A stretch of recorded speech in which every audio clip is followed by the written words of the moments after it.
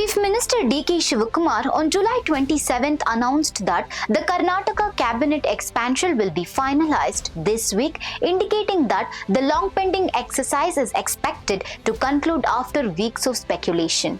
The Chief Minister is currently in New Delhi, where he held a meeting with members of Parliament from Karnataka to discuss the state's drought situation and other key issues that need to be raised during the ongoing Parliament session. According to D.K. Shivakumar, the MPs will be briefed on Karnataka's drought situation, the Kaveri, Mahadayi and Krishna river water disputes, the Mekedatu Project and other pending development projects. He said the objective is to ensure that Karnataka's concerns are effectively raised in Parliament. During his visit to the national capital, Shivakumar will also meet senior advocates to discuss the Karnataka government's pending legal matters. In addition, he is scheduled to hold discussions with union ministers on issues concerning the state. On July 28th, the Chief Minister is expected to meet the Congress High Command, where the Karnataka cabinet expansion is likely to be finalized. The meeting is expected to be attended by Congress President Mallikarjun Kharge,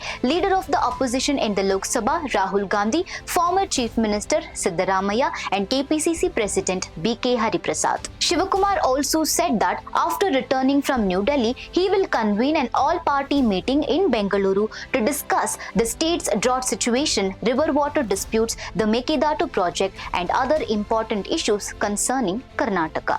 For more such updates, stay tuned to Daily Salar Digital.